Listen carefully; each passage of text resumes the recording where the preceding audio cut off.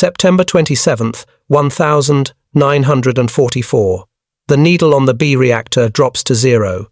The atomic bomb is a dud. While the famous men panicked, one woman in a dress was solving the impossible math that would save the war. This is her story. September 27th, 1944. The control room of the B reactor Hanford engineer, Works, Washington State. The air inside the concrete bunker is stale, recycling the scent of stale coffee ozone and the sharp metallic tang of nervous sweat. Outside, the high desert winds of Washington whip against the massive windowless fortress that houses the most dangerous machine ever built by human hands. Inside, the silence is heavier than the lead shielding, protecting the men from the atomic fire raging just a few hundred feet away. Enrico Fermi, the Nobel laureate, they call the Pope, because his calculations are considered infallible, stands before the control panel. His eyes, usually bright with the manic energy of discovery, are currently fixed on a single galvanometer. The needle is dropping. It is dying, a junior physicist whispers, his voice cracking. He grips a clipboard so tightly his knuckles are white. The reactivity is dropping, sir. It is going to sleep. Colonel Franklin Matthias, the army engineer in charge of Hanford, shifts his weight uneasily. He looks at the scientists, then at the dials. The B reactor, the first full-scale plutonium production reactor in the world, had gone critical just hours ago. It was supposed to be the engine that won the war, the beast that would churn out the fuel for the weapon to end all weapons. For a few glorious hours, the water temperature rose, the neutron flux climbed, and the beast roared. Now it is choking. Operators manipulate the control rod winches, pulling the cadmium rods out inch by inch, trying to coax the reaction back to life. It is like trying to stoke a dying campfire by pulling away the logs. It defies every law of physics they have calculated. According to the math that has consumed billions of dollars and the greatest minds of a generation, this pile should be sustaining a chain reaction. It should be hotter than the surface of the sun in its core. Instead, the power output slides from 9 megawatts down to 6, then 4. Pull the rods, Fermi orders, his voice calm but edged with a tension that terrifies the room. All the way out. The hydraulic whir of the winches echoes in the cavernous room. The rods retract fully. There is nothing left to stop the neutrons. The pile should be running away, melting down, exploding with energy. The needle hits zero. The B reactor is dead. The silence that follows is absolute. In that moment, the Manhattan Project is effectively a failure. $2 billion, 3 secret cities, and the race against the Nazis, all of it hangs in the balance of a silent pile of graphite and uranium slugs. If they cannot produce plutonium, there is no bomb. If there is no bomb, the invasion of Japan proceeds, and millions will die in the trenches. Fermi pulls a slide rule from his pocket, the wood worn smooth by his fingers. He begins to calculate his lips, moving in a silent rhythm. He checks the thermal neutron cross-sections. He checks the uranium enrichment levels. He checks the moderator density. It makes no sense. Fermi mutters a phrase that chills everyone within earshot. The physics, it is acting as if the pile is being poisoned. He grabs a piece of chalk and turns to a blackboard mounted on the wall, covering it in equations. He is looking for a ghost. Something is being created inside that reactor, a byproduct of the fission process itself, that is eating the neutrons before they can split the next atom. It is a parasite, an invisible saboteur born from the reaction itself, but they do not know what it is. The standard calculations, the impossible math that brought them this far, has hit a wall. They are flying blind in a storm of subatomic particles. Fermi stops writing. The chalk snaps in his hand. He realizes that the answer is not here in the high desert. The answer is not in the minds of the men in this room. The data they need, the specific, minute, impossible characteristics of a specific isotope, is missing. "Get me," Princeton Fermi says, turning back to the room. "Get me Columbia. We need to know about the noble gases." He does not say her name yet, but the trajectory of history is shifting toward her. While the men at Hanford stare at a dead machine thousands of miles away in a lab at Columbia University, a woman in a Cheongsam dress is peering into a microscope, surrounded by cigarette smoke and the hum of cyclotrons. She is Chien-Shiung Wu, and she is the only person on Earth who understands the specific beta decay that has just killed the Manhattan Project. The men at Hanford have the brawn, the steel, the concrete, the uranium. But they are missing the brain. They are missing the one variable that makes the equation work. And to find it, they will have to ask a woman who in any other era would never have been allowed in the room. October 1944. Pupin Physics Laboratories, Columbia University, New York City. While the high desert winds howl around the silent tomb of the B Reactor, the air inside Pupin Hall is thick with cigarette smoke and the smell of ozone. It is midnight, but the lights in Dr. Chien-Shiung Wu's laboratory burn with a fierce, unwavering intensity. She is 32 years old, a petite woman in a cheongsam, standing amidst a forest of cyclotrons and Geiger counters that tower over her. To the casual observer, she looks out of place in this fortress of American military science. To the physicists who know her, she is formidable. They call her the Chinese Madame Curie, but behind her back, they simply call her the one person who can fix Fermi's math. She adjusts the dial on a beta spectrometer, her movements precise, almost surgical. She is not building a bomb. She is hunting ghosts in the subatomic machine. Specifically, she is obsessing over the spectral lines of noble gases produced during fission. Most scientists ignore these byproducts as trash elements, useless slag left over when the uranium atom splits. But Wu sees the universe in the trash. The phone rings in the outer office. It is a secure line. Dr. Emilio Segre, one of the top minds of the Manhattan Project, and a man not easily impressed, is on the other end. His voice is tight, clipped with the same panic that is currently suffocating the control room in Hanford. He explains the impossible symptom to Wu. The reactor breathes. It powers up, runs for 9 hours, chokes itself to death, lies dormant for 12 hours, and then miraculously breathes again. It is a cycle, Chien-Shiung Segre says. It defies the cross-section calculations. The neutron flux just vanishes. Wu listens, her eyes narrowing behind her glasses. She grabs a pencil and a sheet of graph paper. As Segre talks, she sketches a curve. It is not a flat line of failure. It is a sine wave, a heartbeat. She looks at the half-life charts scattered across her desk, charts she has spent sleepless nights correcting because the textbook numbers were wrong. Fermi's calculations assumed the fission byproducts would be stable. He assumed they would not interact with the reaction. He was wrong. It is not dying, Wu says, her voice cutting through the static. It is being poisoned. She pulls a specific file from a stack of impossible data experiments on the absorption rates of rare isotopes. She traces the decay chain of tellurium. Tellurium decays into iodine. And iodine-135, she knows from her own meticulous, grueling calculations, decays into something else. Xenon-135. Ask Fermi to check the cross-section of Xenon-135, she commands. It is not a suggestion. Xenon Segre sounds skeptical. A noble gas. It should be inert. It should not interact with anything, let alone stop a nuclear chain reaction. Check the neutron capture cross-section, she insists. It is not inert in a flux that high. It is a sponge. It is eating your neutrons faster than you can make them. She explains the math that no one else saw. The B reactor is creating iodine-135 as it burns. After about 9 hours, that iodine decays into xenon-135. The xenon is a neutron parasite. It has an appetite for neutrons millions of times higher than any other known isotope. As the xenon builds up, it swallows the neutrons meant to split the next uranium atom, choking the fire. Once the reactor dies, the xenon eventually decays away into stable cesium, the poison clears, and the reactor wakes up. It is a respiratory system made of death. There is a pause on the line. The silence of a man realizing he has missed the most critical variable in the history of physics. Send the data, Segre says. Now. Wu hangs up. She does not celebrate. She does not have time. She gathers her notebooks, the impossible math that reconciles Fermi's theory with the messy, chaotic reality of the physical world, and prepares to transmit the numbers that will reignite the fire at Hanford. Thousands of miles away, Fermi stands before the blackboard again, armed with Wu's numbers. He runs the calculation. The chalk dust flies. He factors in the massive neutron appetite of Xenon-135. The equation balances. The ghost has a name, but knowing the name of the poison is one thing. Finding the antidote is another. The B reactor was built with a specific number of uranium fuel tubes. To override the poison to generate enough neutrons to feed the xenon and still sustain the reaction, they need more power.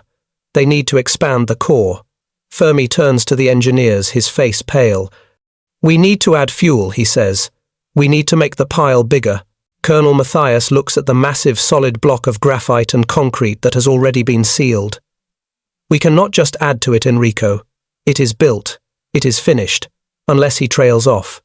He remembers a decision made months ago, a decision made by the DuPont engineers, who, unlike the physicists, did not trust the theoretical math.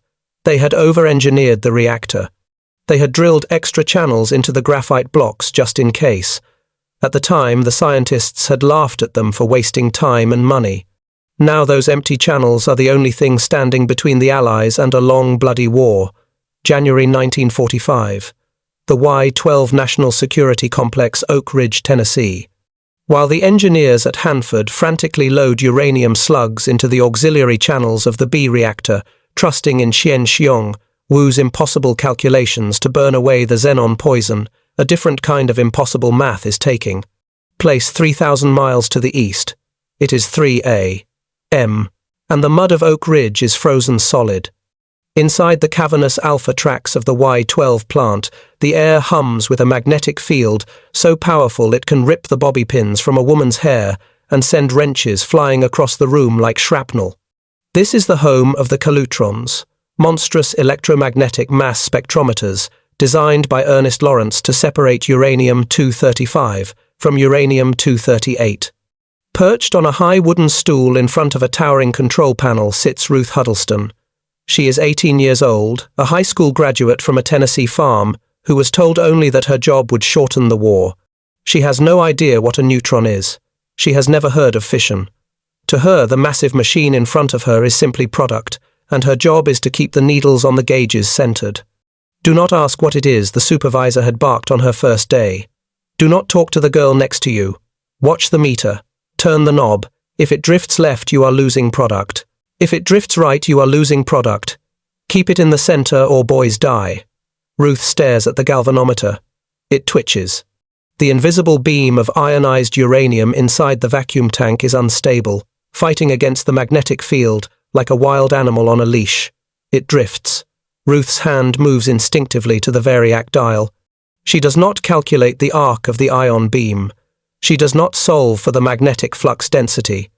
She feels the machine. She nudges the dial a millimeter clockwise. The needle snaps back to center. She holds it there, her eyes locked on the dancing line, her body essentially becoming a part of the circuit. She is a human feedback loop, performing real-time differential calculus by intuition alone. Behind a glass observation window, a group of PhD physicists from Berkeley watch her with a mixture of awe and frustration. They are the architects of this atomic age, men who understand the quantum mechanics behind the beam, and yet they are failing. Just a week ago, Ernest Lawrence, the Nobel Prize winner, who invented the Calutron, had complained that the hillbilly girls were too uneducated to run such sophisticated machinery. He demanded that his team of scientists take over the controls to show the army how it should be done. They organized a competition, the scientists versus the Tennessee girls. The scientists approached the panels with slide rules and theoretical knowledge. When the needle drifted, they analyzed why. They tried to predict the fluctuations based on voltage irregularities and thermal expansion. They overcorrected. They hesitated. They thought about the physics instead of reacting to the reality. Ruth and her colleagues did not think. They just did. They treated the Calutrons like sewing machines or stubborn mules. Each one had a personality, a kick that you had to learn. The results of the competition are now posted on the clipboard the shift manager is holding. It is not even close. The uneducated girls have produced nearly 20% more enriched uranium than the world's leading physicists. Their impossible intuition, the ability to process data without understanding the underlying theory, is outperforming the calculated logic of the geniuses. It is the touch, the shift manager mutters, watching Ruth feather the dial again to catch a sudden voltage spike. They treat it like a job. The scientists treat it like an experiment. The scientists retreat, defeated by the raw efficiency of the Oak Ridge workforce. They do not realize that these women are solving the logistical bottleneck of the atomic bomb. The Hanford reactor produces plutonium, but the Y-12 plant produces the fuel for Little Boy, the uranium bomb. Without Ruth, and the thousands of women like her sitting in these cubicles, staring until their eyes water, the uranium would never be pure enough to detonate.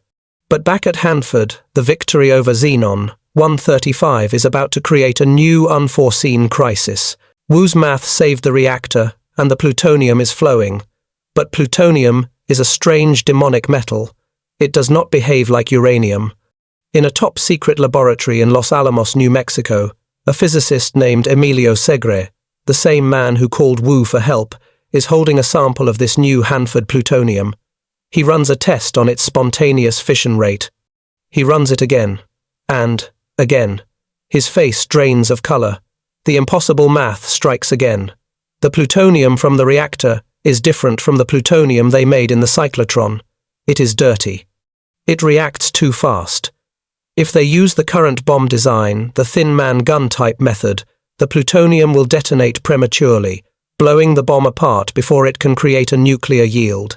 It will be a fizzle, a radioactive firecracker. The entire design of the plutonium bomb is worthless. Oppenheimer is briefed. He looks like a ghost. They have the fuel, but they have no way to ignite it. The gun method is dead. The only alternative is a theoretical nightmare called implosion, taking a subcritical sphere of plutonium and crushing it inward with explosives to a point of infinite density. It requires shock waves that are perfectly symmetrical, traveling at thousands of feet per second, converging on a single point with zero margin for error. It requires a lens, not a lens of glass, but a lens of high explosives. And to calculate the hydrodynamics of that explosion, they do not just need math. They need a miracle. They need the computers, not the machines, the women. March 1945. T Division, Los Alamos National Laboratory, New Mexico. The hill is drowning in mud and secrecy. While the soldiers guard the perimeter with Thompson submachine guns, the real war is being fought inside a nondescript wooden barrack known simply as the Tech Area. Inside, the sound is deafening. It sounds like a million metal crickets screaming in unison. It is the sound of Martian mechanical calculators, heavy oil-smelling machines with rows of number keys and a hand crank on the side.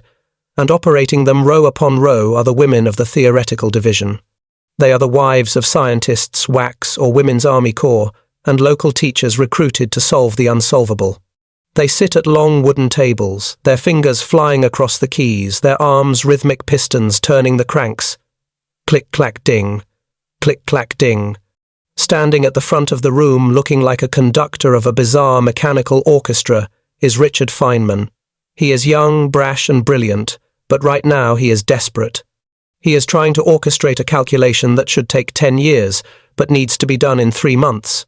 The problem is implosion. To make the dirty Hanford plutonium detonate, they have to squeeze a grapefruit-sized sphere of metal down to the size of a walnut in less than a millionth of a second. To do that, they have to surround it with high explosives. But if they just blow it up, the shock wave will hit the plutonium unevenly. It will squash it like a pancake, not a sphere. The plutonium will squirt out the sides, and the bomb will fizzle. They need to focus the shock wave. They need to design explosive lenses, shapes of fast-burning and slow-burning explosives that bend the shock wave, just like a glass lens bends light, forcing it to converge on a single microscopic point in the center. The math required to model a shock wave moving through solid matter at 8,000 meters per second is non-linear partial differential equations. It is hydrodynamics from hell. Keep the rhythm, Feynman shouts over the din of the machines. Pass the cards. Do not drop the decimals. The women are not just calculating, they are the computer. Since no machine exists that can hold the entire equation in its memory, the calculation is broken into pieces. One woman calculates the pressure of the shock wave at millimeter 1. She writes the result on a card and passes it to the woman on her right. That woman uses that number to calculate the density at millimeter 2. She passes it on. The equation physically moves through the room. The women are the processors. The cards are the bus. Frances Spence, one of the lead computers, wipes sweat from her forehead. Her fingers are stained with graphite and machine oil. She does not know she is calculating the death of a city. She sees only the numbers, the variables, the relentless logic of the shock wave. If she makes a mistake, if she drops a decimal point, if she mistypes a digit, the error will ripple down the line. The shockwave in the simulation will wobble. The lens will fail. And in the real world, the bomb will be a dud. The pressure is immense. The scientists, Oppenheimer, Bath von Neumann, hover like hawks. They know that the plutonium coming from Hanford is erratic. If the lenses are not perfect to within a fraction of a millimeter, the implosion fails. Then a new shipment arrives. Not uranium, but crates from IBM. Punch card machines. They are massive, loud, and temperamental. They are supposed to automate the work the women are doing. But the machines are stupid.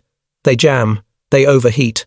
They do not know how to handle the complex hydrodynamics of an implosion. It falls to the women to program them.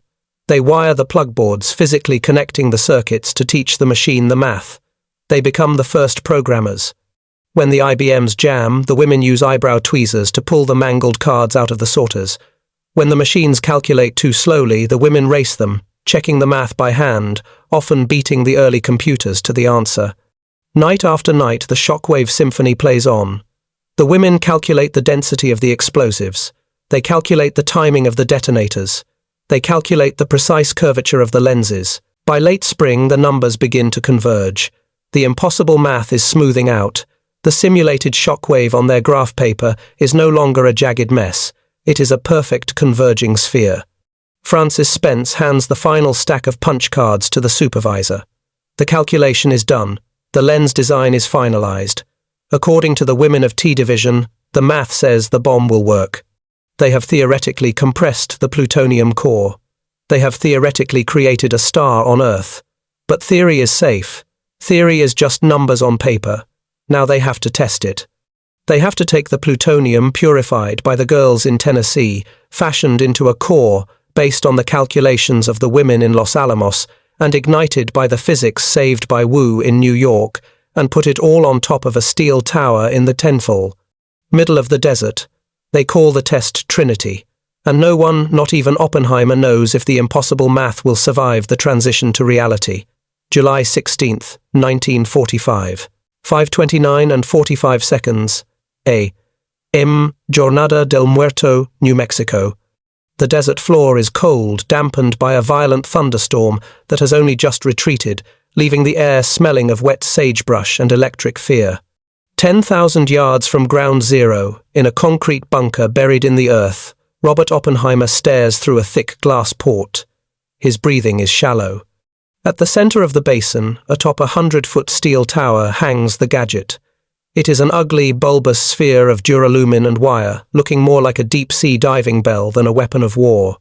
But inside that metal skin lies the culmination of every agonizing calculation made by Chien-Shiung Wu, Francis Spence, and the thousands of invisible women who have spent the last 3 years turning theoretical physics into physical reality. Inside, the gadget is the plutonium core metal that exists only because Wu solved the xenon poisoning riddle at Hanford. Surrounding that core are the explosive lenses shapes defined by the bleeding fingers of the women at Los Alamos, calculating shock waves 1 millimeter at a time. If Wu was wrong, the reactor produced dud plutonium. If the computers were wrong, the shockwave will be asymmetrical. The core will spit out the sides like toothpaste. The bomb will fizzle a radioactive wet firecracker that will hand victory to the Japanese Empire. 40 seconds, the announcer's voice crackles over the loudspeaker, distorted by static. In the bunker, Enrico Fermi clutches a handful of torn paper scraps. He is preparing to drop them when the shockwave hits to estimate the blast yield. He is betting on success. Others are betting on failure. Some have bet that the atmosphere will ignite and kill them all. 10 seconds. The circuits close. The signals race down the wires. At 5:30, the impossible math meets the physical world. The horizon vanishes. It is not a sound, but a light so pure, so violent, and so absolute that it penetrates the eyelids of men facing away from the blast. It is a second sun birthed on the valley floor, burning purple, then orange, then a blinding white that erases the shadows of the mountains. A fraction of a second later, the heat wave hits. It is the heat of a star. Then comes the sound. A roar that cracks the sky, rolling over the desert like the wrath of God. Fermi drops his paper scraps. They flutter backward, carried by the blast wind. He glances at where they land. The yield is massive. It worked. The implosion was perfect.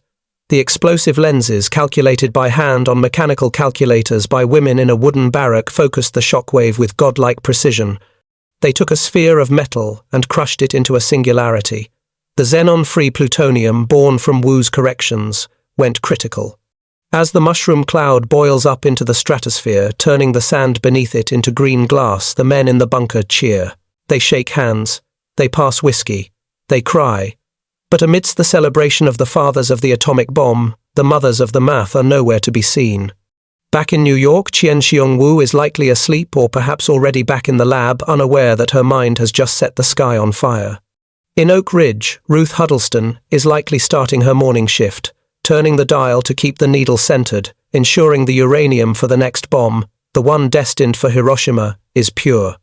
In Los Alamos, the women of T Division are likely waking up to the rumble in the distance, knowing that the equations they balanced with pencil and paper have just shaken the earth. The Trinity test proves that the math was correct, but it also proves something else. It proves that the most complex machine in human history was not built by a single genius. It was built by a distributed network of minds, many of them women who solved the granular, impossible problems that the great men famously overlooked. The fire of the atomic age has been lit, but as the cloud drifts east carrying the radioactive dust of a new era, the war is not over yet. The bomb works. Now it has to be used. And the legacy of the women who made it work is about to be buried under the shadow of the mushroom cloud, hidden in the footnotes of history for decades to come. August 6, 1945, 11 a.m. The cafeteria Y12, Plant Oak Ridge, Tennessee.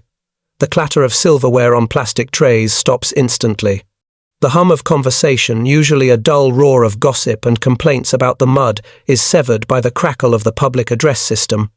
A voice, trembling with a gravity none of the women have ever heard before, echoes off the linoleum walls. Attention. Attention all personnel. The President of the United States has issued a statement. Ruth Huddleston freezes a forkful of mashed potatoes halfway to her mouth. She looks at the girl across from her, a girl whose name she barely knows because talking on the line is forbidden. They share a look of terrified anticipation. For years they have been told that their work would end the war. They have been told to keep the needles centered. They have been told that product is the key. The voice on the loudspeaker continues. 16 hours ago, an American airplane dropped one bomb on Hiroshima, an important Japanese army base. That bomb had more power than 20,000 tons of TNT. It is an atomic bomb. It is a harnessing of the basic power of the universe. The room erupts. Some scream, some cheer. Men throw their hats in the air, but Ruth sits perfectly still. The blood drains from her face. Uranium. That was the word the president used. Enriched uranium. She looks down at her hands, the same hands that have spent thousands of hours feathered against a variac dial fighting the drift of an invisible beam. She realizes, with a sickening, heavy thud in her chest, what the product actually is. She has not been making engine parts. She has not been making fuel for airplanes. She has been refining the destruction of a city. Every time she centered that needle, every time she maximized the output, she was sharpening the blade that just severed 100,000 souls from the earth. The cheering around her sounds distant underwater. She feels a profound, complex mixture of pride that the war might finally end, that her brother might come home, and a terrifying cold horror at the efficiency of her own fingers. 3,000 miles away in New York, Chien-Shiung Wu does not cheer. She sits in her office at Columbia, reading the reports. She knows the physics of what happened in the sky over Japan better than the pilots who flew the plane. She knows about the xenon poisoning she cured at Hanford that allowed the plutonium bomb, the one destined for Nagasaki 3 days later, to exist. She knows that her impossible beta decay calculations are the reason the fire did not go out. She turns back to her work. There is no parade for her. There are no headlines hailing the Chinese Queen of Physics. In the years to come, the Nobel Prizes will be handed out to the men, to Fermi, to Lawrence, to Yang, and Lee. She will remain in the background, a titan hidden in plain sight, fighting for recognition in a field that views her gender as an anomaly and her race as an outsider. In Los Alamos, the T Division is quiet. The war ends on August 15th, but the work does not. The women who calculated the implosion, the human CPUs who simulated the shockwaves of the Fat Man bomb, are told their services are no longer needed. The IBM machines are being upgraded. The men are returning from the front to take their jobs back. Francis Spence and the other computers pack their personal items. They wipe the graphite from their desks. They leave the wooden barracks where they mentally wrestled the laws of hydrodynamics into submission. They go home to be wives and mothers, their clearance levels revoked, their contributions classified. History will record the names of the generals and the directors. It will forget the names of the women who checked the math. But the world they leave behind has changed forever. The atomic age was not just born from a split atom, it was born from a split second of intuition by a girl in Tennessee, from a pencil scratch on graph paper by a woman in New Mexico, and from the stubborn, brilliant refusal of a woman in New Mexico, York, to accept that a reactor was dead. The impossible math worked. The impossible women made it so. And as the 20th century marches forward under the shadow of the nuclear umbrella, the silent equation of their contribution remains the most powerful variable of all.